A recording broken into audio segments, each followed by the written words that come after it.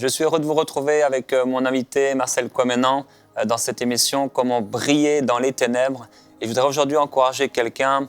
La Bible dit que Marie s'est trouvée enceinte par l'action du Saint-Esprit. Et je voudrais encourager quelqu'un aujourd'hui qui est découragé justement pour lui dire qu'il n'a pas terminé, Dieu n'a pas terminé ce qu'il va faire avec vous. Il y a encore des expériences, il y a encore des rencontres, il y a encore des choses que vous allez vivre avec le Seigneur et qui vont complètement transformer votre vie. Je voudrais vous dire que le Saint-Esprit est comme Jésus à la porte et il est en train de frapper. Il a prévu un rendez-vous, il a prévu un moment particulier, peut-être aujourd'hui, dans cette semaine, dans ce mois-ci, quelque chose qui va complètement faire un changement, comme un changement de saison dans votre vie personnelle. Et c'est ce que je déclare sur vous. Soyez encouragés parce que tout arrive par l'action du Saint-Esprit. Il est une personne, il est Dieu, il prévoit les choses à l'avance, comme on peut prévoir des rendez-vous, on peut avoir plein de rendez-vous dans la journée, on a tous des rendez-vous, on a tous des obligations, mais l'Esprit de Jésus-Christ aussi a des rendez-vous. Et il a un rendez-vous avec toi, il a un rendez-vous avec vous pour que vous puissiez vivre quelque chose de particulier.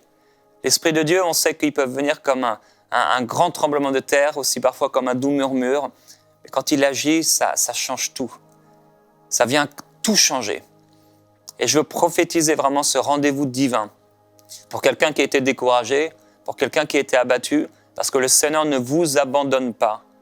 Il dit même si ta mère t'abandonnait, moi je ne t'abandonnerai jamais. Et c'est ce que nous déclarons sur vous. L'Esprit de Jésus-Christ, en une seule action, un seul moment, a la capacité de tout changer, de tout transformer. Alors crois et tu verras la gloire de Dieu. Et je vais partager le témoignage de Charlot aujourd'hui. Nous recevons donc les témoignages toujours sur prière@emcitv.com et vous pouvez également les partager. Il y a José qui était déjà venu dans cette émission donc, comme invité et qui reçoit les sujets de prière, mais aussi les témoignages et qui me les imprime comme ça et me le dépose devant le studio régulièrement. Et donc je peux les lire et les partager tels quels, tels que vous nous les envoyez, je les lis. Et ici donc Charlot dit, voilà, je rends grâce à Jésus-Christ qui m'a permis de pouvoir faire ce témoignage. En fait, mardi dernier, j'ai écouté votre prière matinale avec l'évangéliste Bertrand Bouchard, bien que je ne sois pas en direct. Le Tout-Puissant a guéri ma sœur. Cette prière était pour elle, elle était malade, hospitalisée. Et après avoir écouté celle-ci, je l'ai transmise à ma sœur qui l'a écoutée, a également prié à son tour. Pendant la prière, je n'ai pas eu de sensation particulière, mais dans la nuit, lorsque j'étais endormi, j'ai senti une force divine qui est venue en moi et qui a pris ce fardeau qui pesait si lourdement en moi. Cette semaine, avec l'apôtre Marcel, on a fait une émission sur les ruines, sur les fardeaux que je vous invite à écouter. Elle est disponible sur EMCI TV, donc sur la chaîne de EMCI TV. Elle dit en fait, il dit, je ne sais pas comment l'expliquer, mais ce que je peux vous dire, c'est que l'Esprit de Jésus-Christ m'a fait comprendre qu'il l'a guéri définitivement. J'ai senti le Saint-Esprit ôter ce fardeau en moi. Et lorsque j'ai parlé à ma sœur le lendemain, elle m'a fait comprendre qu'à cette même heure de la nuit, elle était en train de prier, elle a senti des sensations bizarres et elle est certaine que le Dieu Tout-Puissant l'a guérie. Nous rendons grâce au Seigneur Jésus-Christ pour cette guérison. Ma sœur est toujours à l'hôpital, elle n'a pas encore reçu les résultats de ses examens médicaux, mais nous gardons la ferme foi que le Dieu que nous servons l'a guéri. Alors gloire à Jésus-Christ, oui, le Seigneur guérit, il est le Dieu qui guérit. Recevez votre guérison là où vous vous trouvez, quelle que soit cette maladie. Le Seigneur a pris, l'a porté sur ses épaules, sur son corps. Il l'a porté et par son sang, par ses meurtrissures, vous avez été guéris. Gloire à Jésus-Christ. Guéri pour pouvoir briller dans les ténèbres également. Guéri pour pouvoir être une source de bénédiction. Comment, Marcel, on peut briller dans les ténèbres? Oui, beaucoup de choses. Merci pour Pasteur Jérémie pour encore ce moment que nous avons encore aujourd'hui pour aller dans les profondeurs des grandes choses que Dieu a pour nous. Je commence par prier pour vraiment une sœur, une diaconesse, Nicole, qui est tombée de son escalier sur sa tête et qui est à l'hôpital et a besoin d'une action de Dieu sur sa vie. Et je demande que la puissance de Dieu soit à l'œuvre pour te guérir, pour te sortir de ça, de vraiment tous les risques difficiles, crânières, toutes les complications qui vont avec dans l'espace très sensible du cerveau. et que Dieu puisse vraiment agir pour que ce qui est difficile pour l'homme, impossible pour l'homme, voire flou, soit vraiment dissipé, que Dieu agisse, que Dieu touche et que Dieu te guérisse à l'instant et que tu reçoives le miracle de Dieu, l'intervention divine du Saint-Esprit. Et je pense aussi à vous qui êtes loin, il faut témoigner les oracles de Dieu. Il faut témoigner pendant cette semaine ce que tu as reçu, encore ce qui va se passer tout à l'heure. Parce que, vous savez, nous sommes dans un monde, comme la Bible nous dit, voici Ésaïe chapitre 60, verset 2. Voici les ténèbres couvrent la terre et l'obscurité les peuples. Vous voyez, les ténèbres qui couvrent la terre, l'obscurité les peuples. Les gens sont obscurcis aujourd'hui dans leur cœur. Les gens sont voilés, les gens sont perdus, les gens sont dans des situations de leur vie où ils n'ont plus d'issue. Vous voyez, c'est un blackout complet. C'est-à-dire que tout est flou, tout est confus. Et on a besoin dans ce monde de briller. Parce que si on ne brille pas, on est éteint. Et j'aime ce chant qui dit je sens une nouvelle flamme. Elle brûle tout au fond de moi. Elle est toujours très petite, mais je sais qu'elle vient de toi. Il dit, ne me laisse plus partir. Bon, bref, on aura l'occasion de chanter ça une autre fois avec une voix reposée. Hosanna. Hosanna, yeah. C'est vrai, parce que j'oubliais, j'ai fait entre 8 et 10 albums. C'est vrai, voilà, je vais voir... Avec Gwen. Avec Gwen. Me préparer pour ça. Mais briller. Briller, quand on brille, on resplendit. Quand on brille, on est rayonnant. Quand on brille, et d'autant plus que la Bible dit quoi? Verset 1 d'Ésaïe 60, il dit « Lève-toi et sois éclairé ». Il faut comprendre une chose, tu ne peux pas briller si tu ne te lèves pas. Et si Dieu te donne l'ordre de te lever, c'est pas parce que tu as tout, c'est pas parce que tu possèdes les clés ou les moyens, mais c'est parce que Dieu, lui, il te fait briller seulement si tu es debout. Autrement dit, si tu acceptes la mission qu'il te confie. Parce que c'est comme la partie de don spirituel. On ne peut pas manifester, avoir le don de l'esprit et avoir ça comme une sorte d'élément de décoration dans ses étagères ou simplement des choses pour meubler, embellir sa maison. Les dons de Dieu sont là pour qu'ils soient actifs, opérationnels pour l'œuvre de Dieu. Et briller, c'est pareil. On brille parce que dans un environnement d'obscurité, où il y a suffisamment carrément de chaos dans les ténèbres, et une petite lumière, petite qu'elle soit, même si, souvent on se méprise, on se dit, ouais, je ne brille pas assez comme les autres. Il n'y a pas besoin de te comparer à quelqu'un.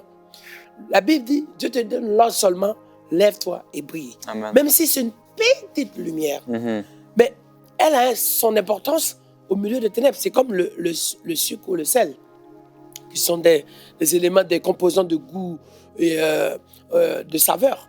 Mais lorsqu'on met le sel dans du sel, on ne sait pas ce que c'est.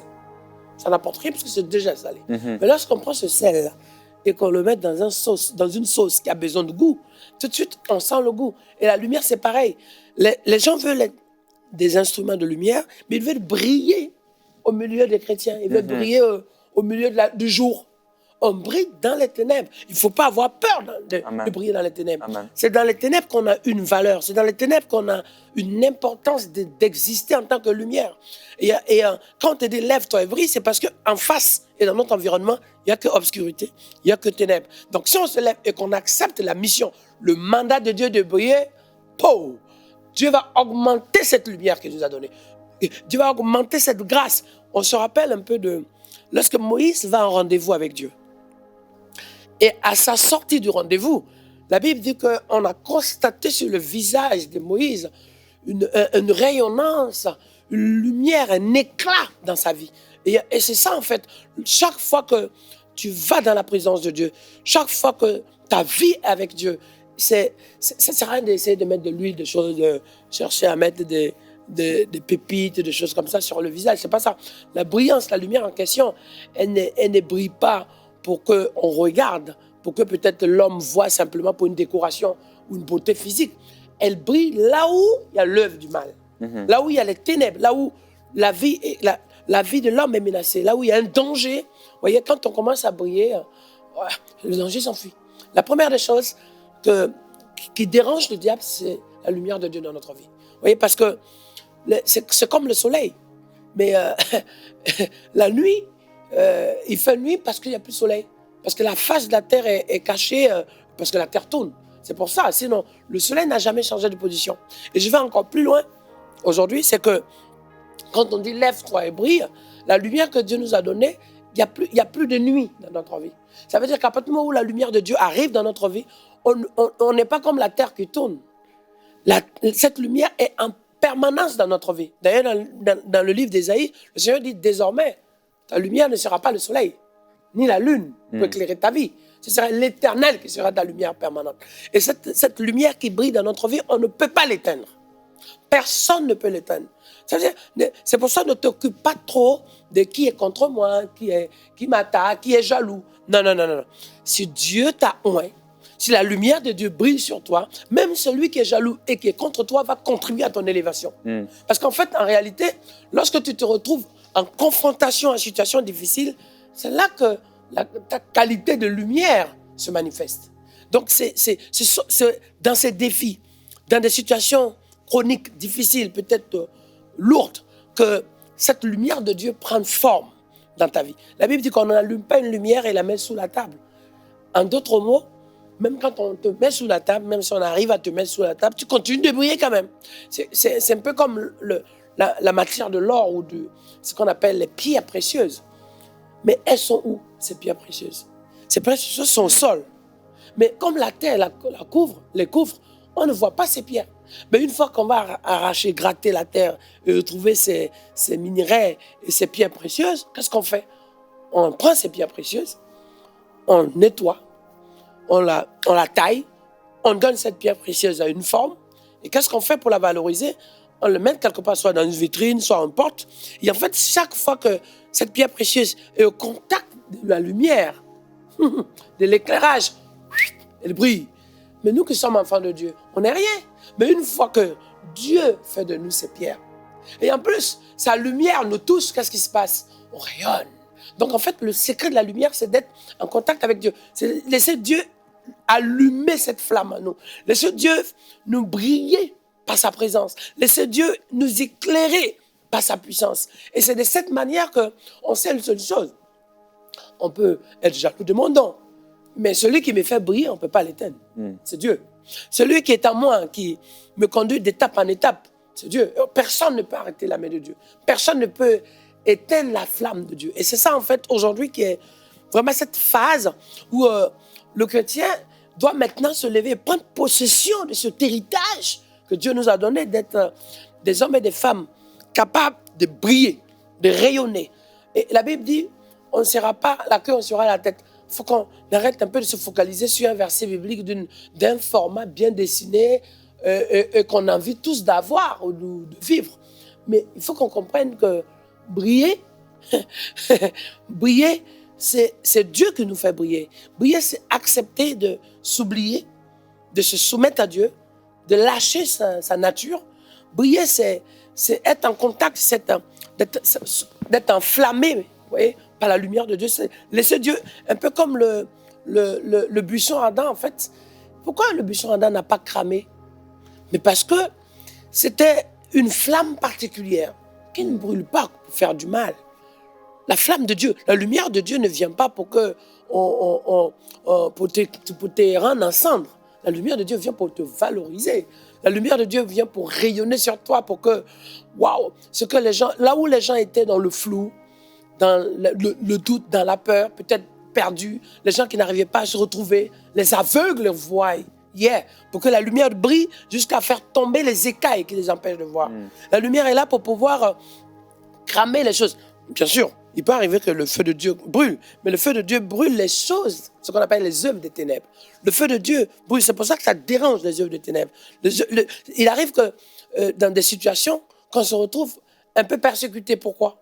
Parce qu'en fait, c'est la grâce et la lumière de Dieu qui en nous qui crée ce qu'on appelle une sorte d'affront.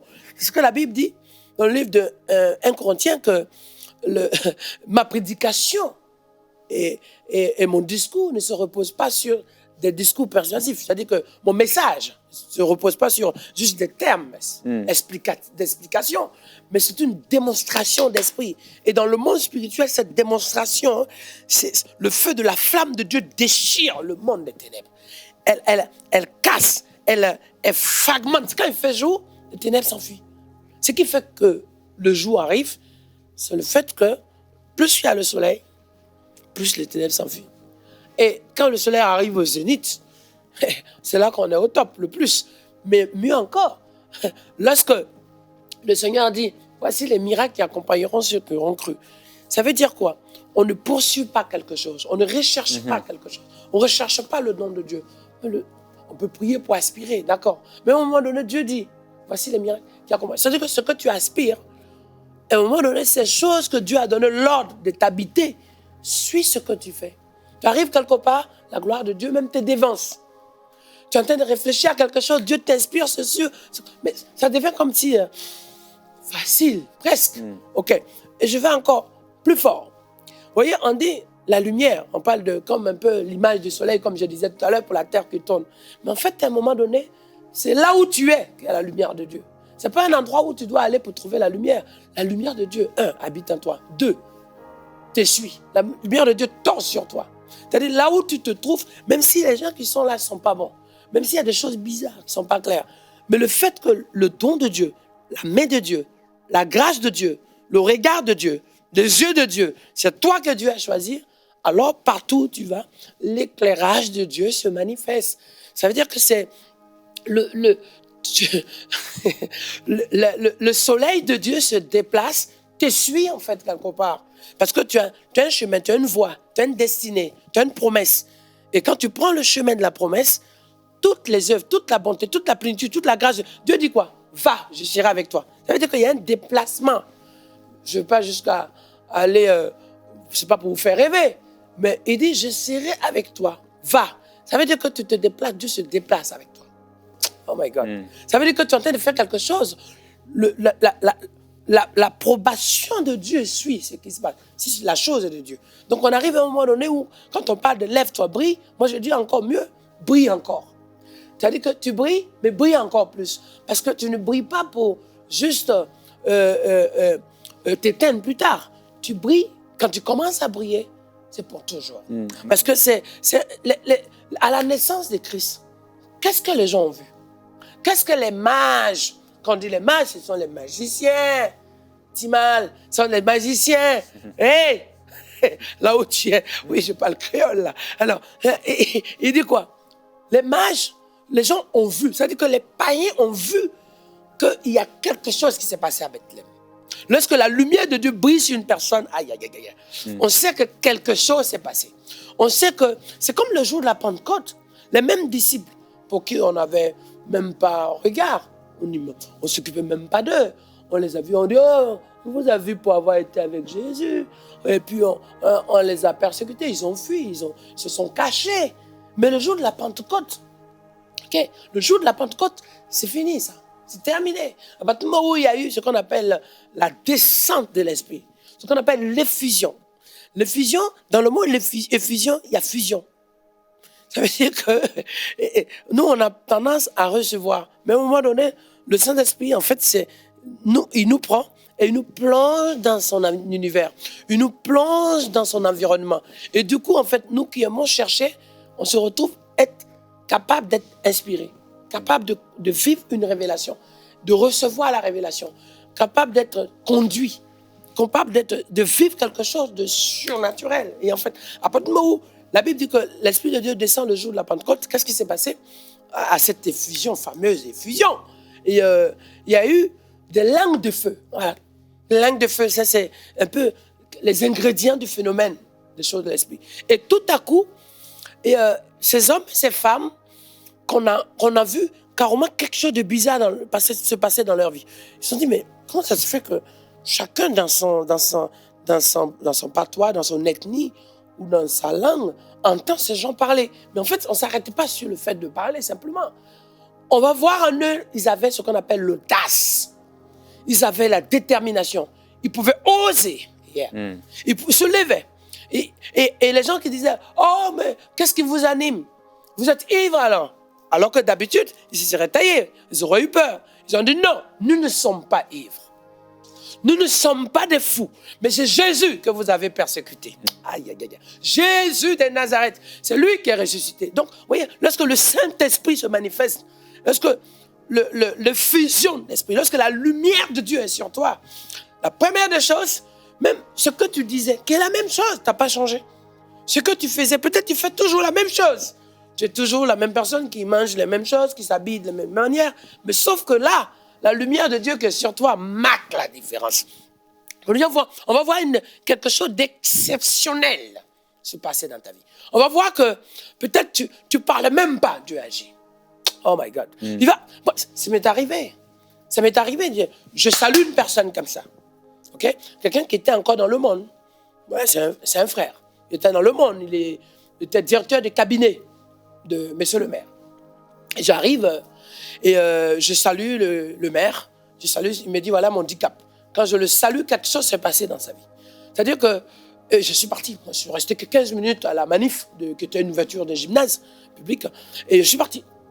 Et ce gars était dérangé. Il a voulu savoir qu'est-ce qui s'est passé. C'est qui ce monsieur?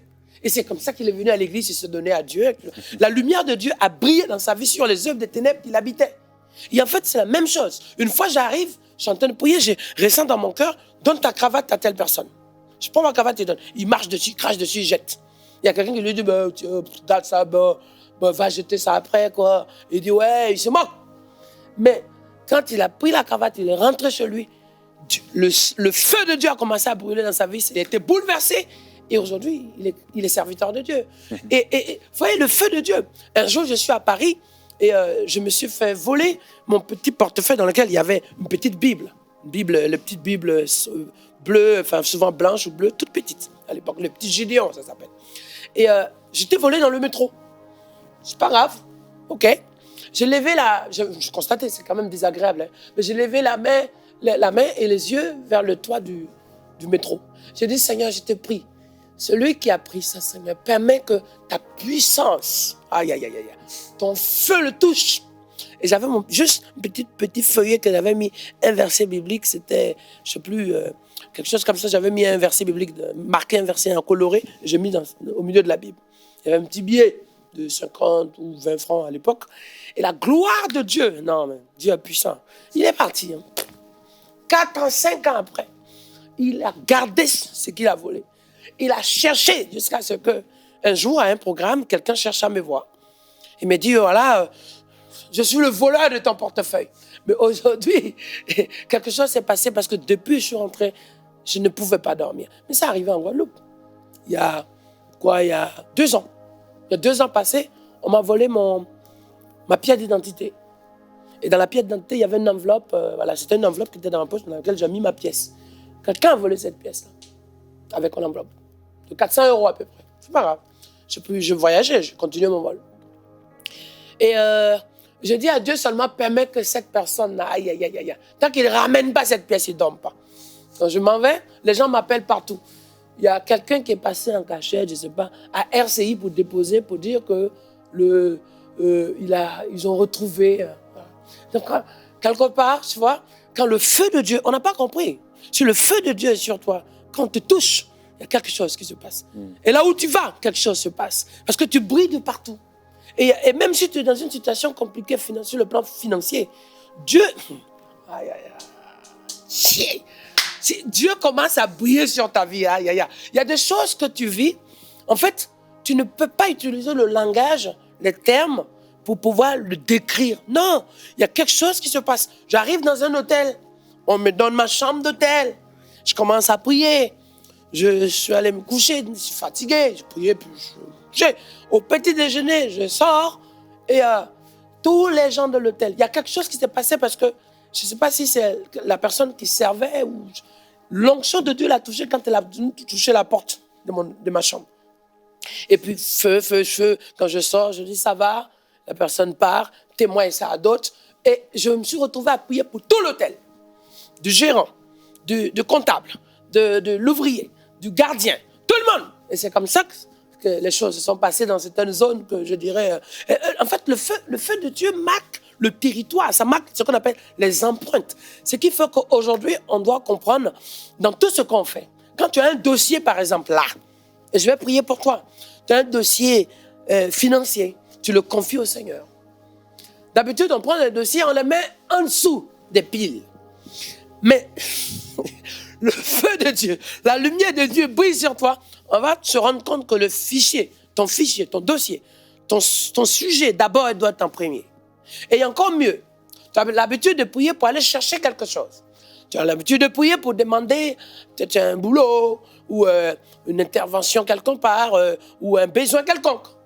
Mais tu brilles tellement que toi qui as l'habitude d'aller chercher, maintenant que tu brilles, c'est les gens qui se rendent compte que c'est ça qu'on a besoin. C'est toi qu'on a besoin. C'est cette lumière-là qu'on a besoin. Donc, je veux prier en fait que tu passes, voyez, tu passes ce qu'on appelle à l'autre bord, une phase de ta vie, une nouvelle dimension de ta vie. Que cette lumière-là prenne place de sorte que, au lieu que tu sois en train de chercher où tu vas éclairer, mais tu éclaires pour qu'on constate que cette lumière-là, on la veut.